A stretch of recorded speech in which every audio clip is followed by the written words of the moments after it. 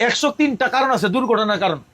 চাকা ফুটে গেলে ড্রাইভার কিছু করতে পারবে, টায়ার ছিঁড়ে গেলে ড্রাইভার কিছু করতে পারবে, ব্রেক মিস হলে ড্রাইভার কিছু করতে পারবে।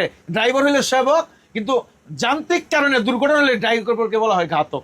আপনি দেখেন বাংলাদেশে রাস্তাগুলো করা হয়েছে, দিছে সর্বোচ্চ 80, কিন্তু বৃষ্টি হলে ওই জায়গায় 40 গাড়ি চালাইলে কন্ট্রোল করা যায় না, কিন্তু 80 দিয়ে রাখছে।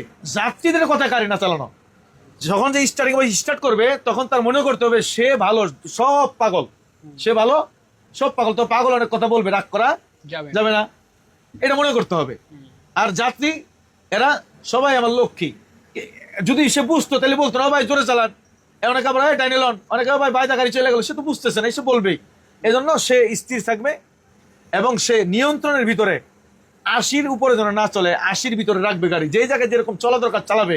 কিন্তু আরেকটা হলো যে এই জিনিসটা, যে একটা গাড়ি দাঁড়ায় যাত্রী নামাইতেছে, ডাইনে ক্লিয়ার আছে, সে ওই জায়গায় জোরে যাবে না, ওই জায়গায় সে ব্রেক করে কন্ট্রোলে যাবে। কারণ বলছে ওই গাড়ি থেকে যাত্রী নেই রাস্তা পার হইতে পারে, তখন সে যদি জোরে যায় আর যাত্রী না দেখে পার হয়, তাই কিন্তু যাত্রী দুর্ঘটনার কবলে পড়ে যাবে, দোষ হবে ড্রাইভারের।